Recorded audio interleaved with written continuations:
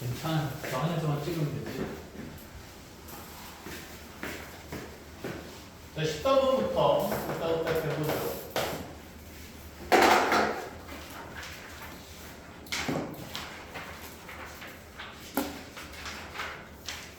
자, 13번에 두 개의 함수 주어져 있는데 fx는 sin x, gx는 k 코사인 x.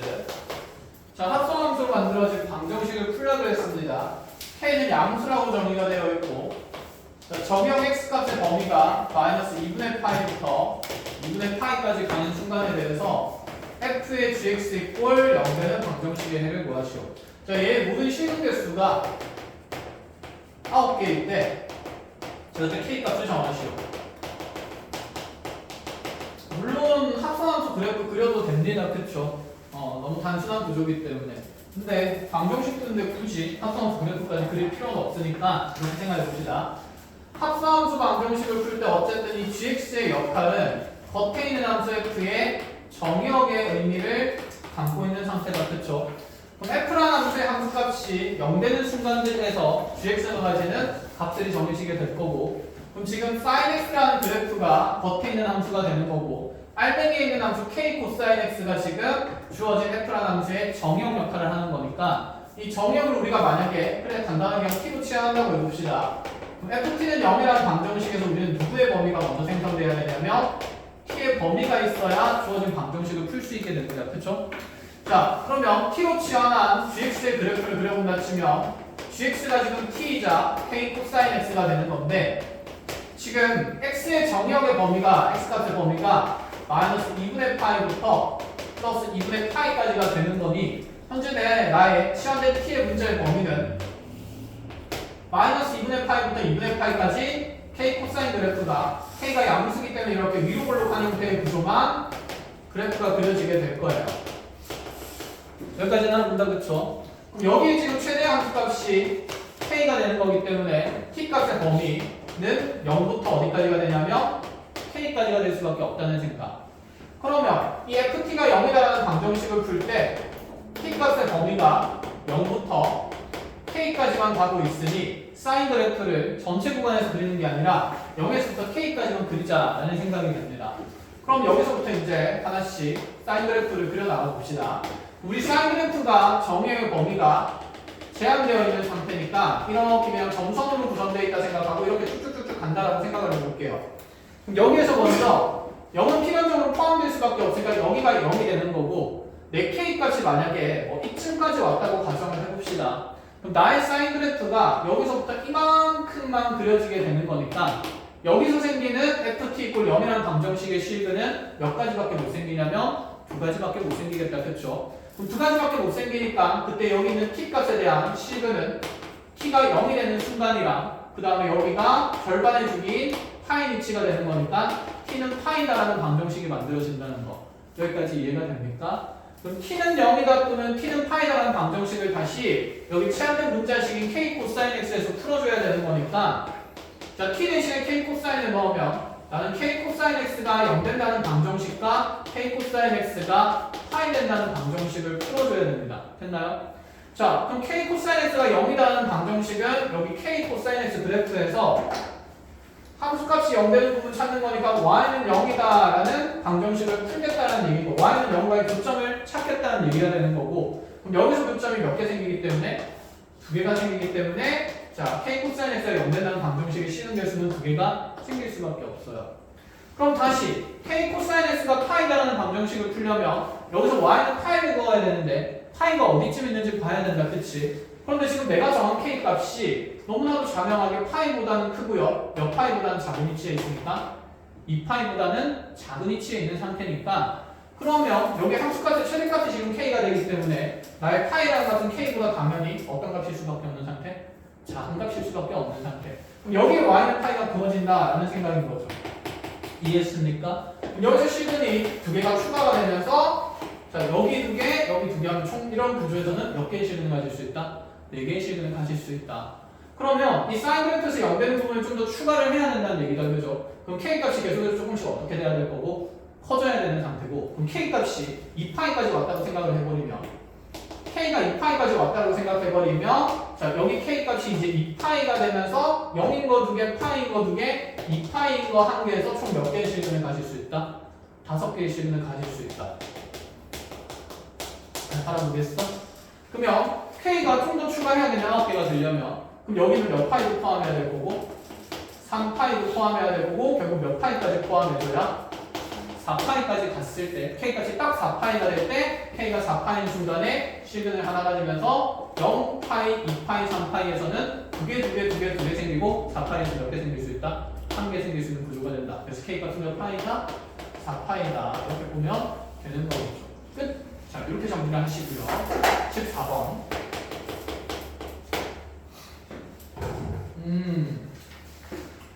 자, 모든 자연수에 대해서 홀수 번째항 2n-1은 a의 2n-1은 2an 플러스 1로 정리하고 그 다음에 짝수 번째는 그 이전에 절반 번째항인 an을 통해서 정리를 하겠다.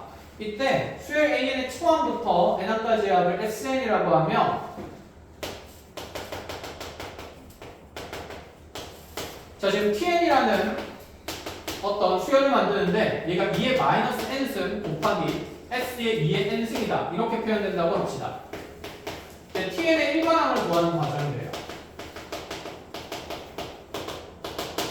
자, 홀수 번째, 짝수 번째 이렇게 정의되어 있는데 그 수열의 합을 sn이라고 두고 나서 tn의 값을 이렇게 갑자기 정리하는데 그 일반항을 찾는 게 우리 눈에는 쉽게 보이지는 않는 상태 당연히. 자, 밑에 있는 지문 순서대로 읽어 나가면 되는데 자, 모든 자연수에 대해서 첫 번째 줄에 a 2n-1이 2an 플러스 1이 성립함으로 누가 봐도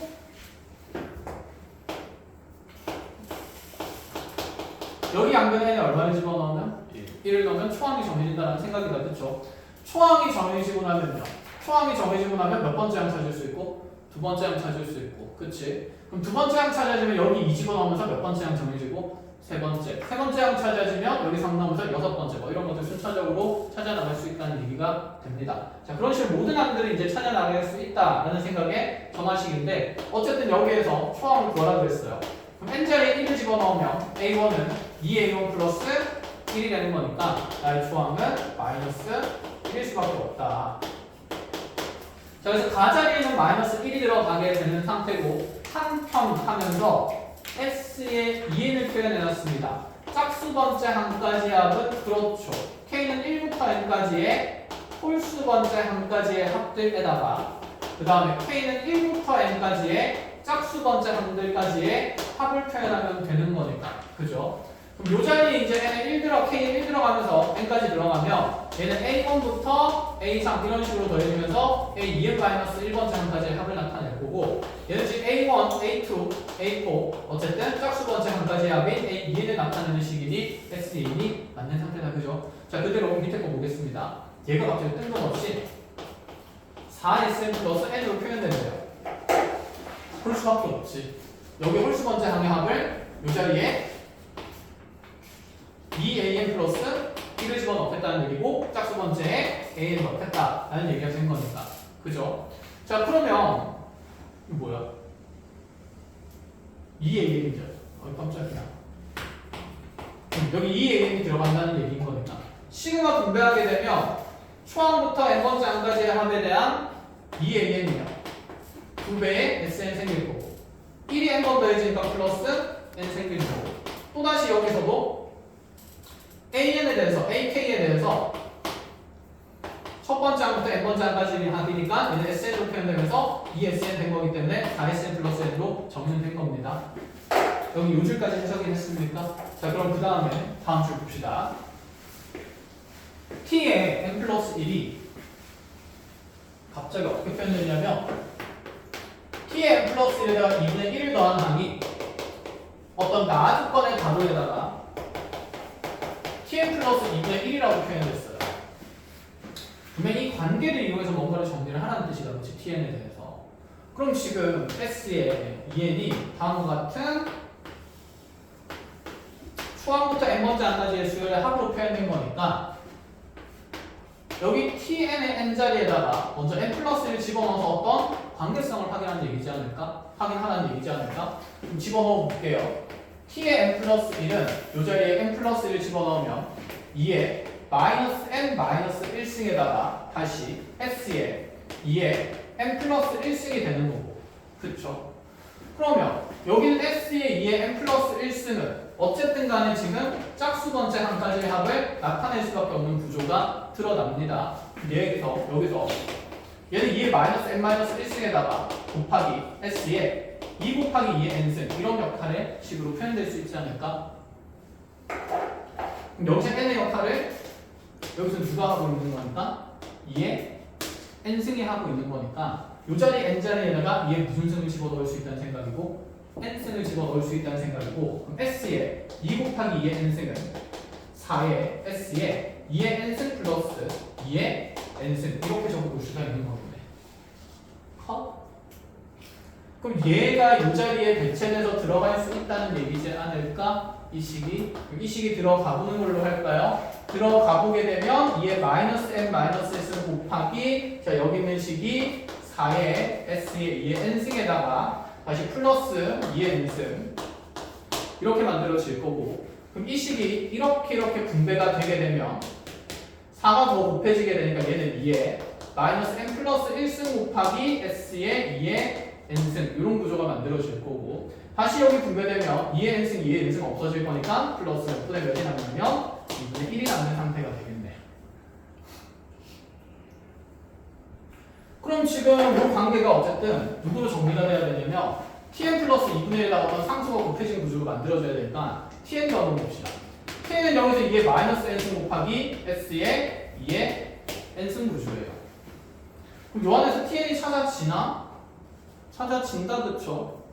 여기 s의 2의 n승에다가 그다음에 2 곱하기 마이너스 n승이 여기 있으니까 2 곱하기 마이너스 n승이 여기 있으니까 요만치가 tn이 되면서 플러스 1승 있으니 2배 되는 거라서 얘는 2배의 tn 플러스 2분의 1로 정의가 된 거예요.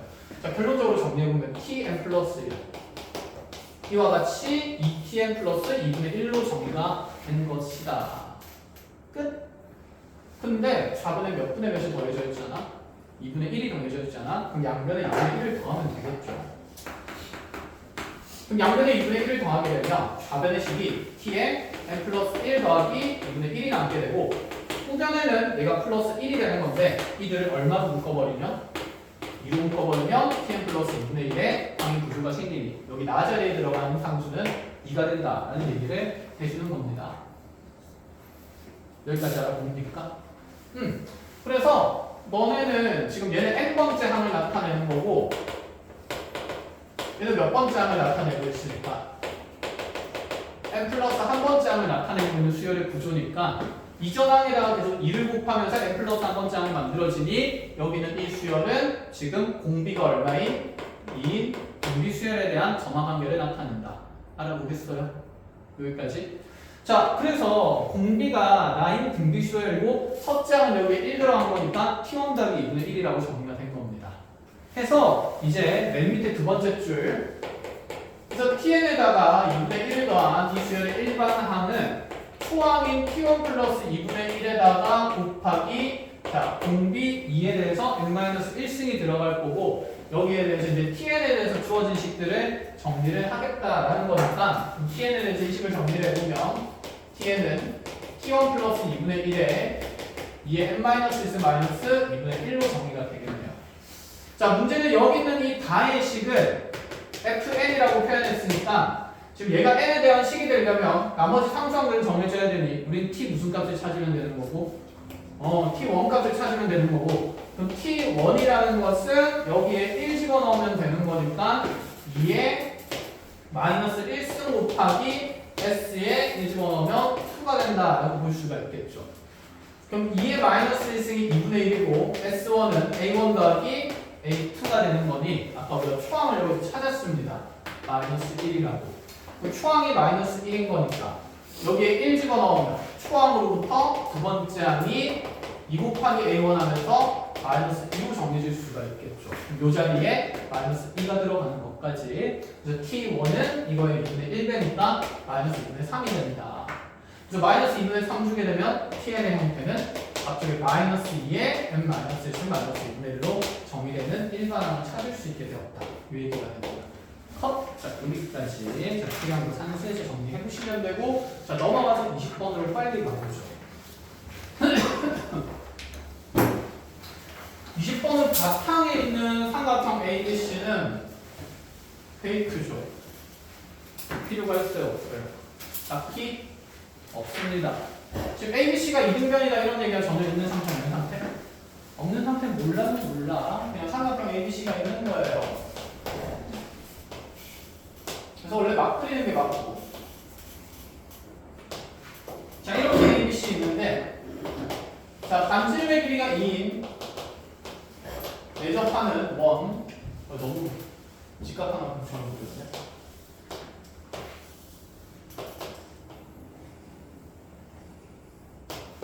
여기 ABC 있고, 자, 여기 접점을 아까 B와 E로 잡아줬는데, 자, 중심에서 이 접점을 연결하면서 반지름이 2인 사항은 만들어진 거다, 그쵸? 그리고 나서 여기 맞은편에 있는 각을 알파라고 불면 코사인 알파가 마이너스 4분의 1로 분당인 상태로 주어진 겁니다.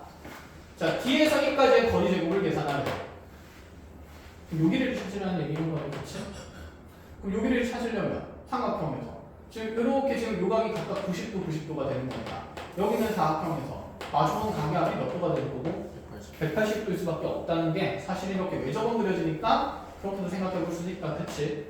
끝. 그럼 여기는 빼기 알파가 될 거고 파이 빼기 알파가 될 거고 그럼 두변 길이랑 B가 정해졌으니까 대변 길이는 코사인 법칙 통해서 찾으라라는 얘기가 되는 거예요. 2 곱하기 4 코사인 파이 마이너스 끝. 이렇게 해서 정답은 6이 되겠죠. 자, 넘어가서 21번으로 갑시다. 경훈아 빨리 가. 가야 되잖아. 잘 가. 자, 21번에 최고차의 개수가 1인 4차함수가 있습니다. x 사상 어쩌고저쩌고 하고 있고요. 자, 근데 집합 A의 표현이 이렇게 나와 있는데 A는 어떤 C라는 것을 원소로 가진대요.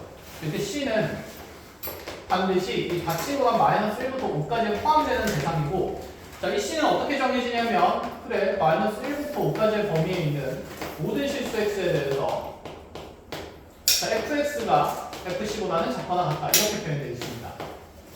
자, 이 표현을 보고 나서 드는 생각은 함수 f는 x좌표의 c인 부분에서 어떤 값을 갖는다?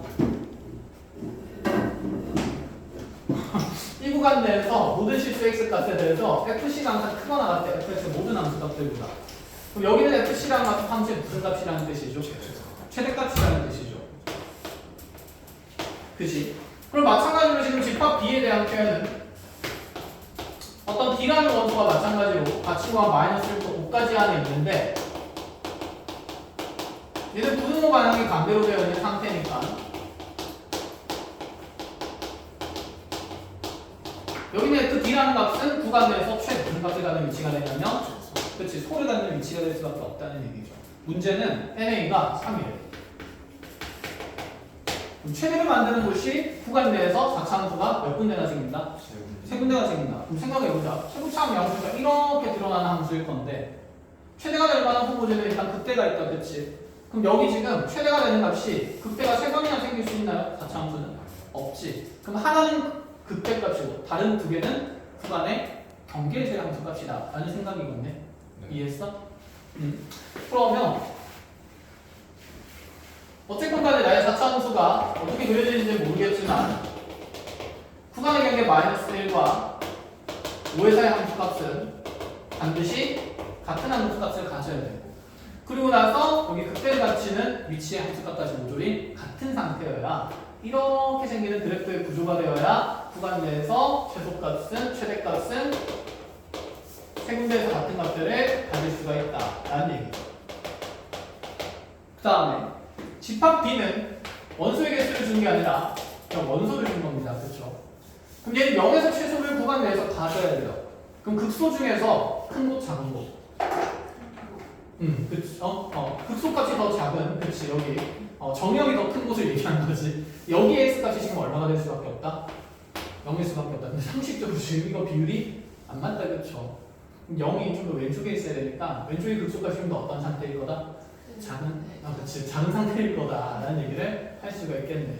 지금 4차함수 그래프 배경이 이렇게 그려질 수밖에 없다는 얘기를 하고 있는 겁니다. 여기가 여기 끝.